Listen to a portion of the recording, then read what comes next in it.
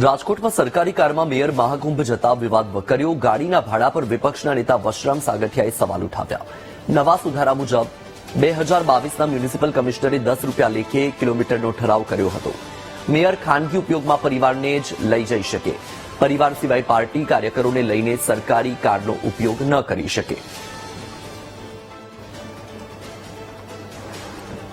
ગુજરાત સરકારનો જે ઠરાવ છે કે વાહનના ભાડા જ્યારે કોઈ પણ અધિકારી કે પદાધિકારી પ્રાઇવેટ ઉપયોગ માટે સરકારી વાહન લઈ જતો હોય તો એનું ભાડું ચૂકવવું પડે, કેટલા રૂપિયા ચૂકવવું પડે એનો ઠરાવ છે।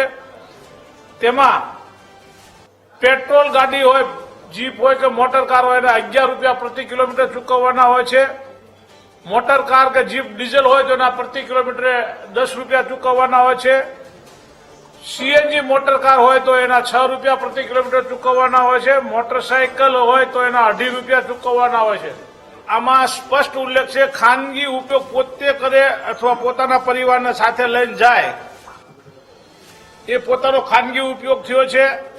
સરકારી કામે જતે હોય કોઈ ગાડી, દાખલા તરીકે કોર્પોરેશન અહીંથી આપણને દિલ્હી મોકલે, મુંબઈ મોકલે કે ભાવનગર મોકલે કે રાજસ્થાનના કોઈ પણ સિટીમાં મોકલે તો એ વાહનનું ખર્ચ કોર્પોરેશને ભોગવવાનું હોય છે। કોઈ અધિકારી પદાધિકારીએ ભોગવવાનું નથી, કારણ કે એ કામ છે કોર્પોરેશનનું।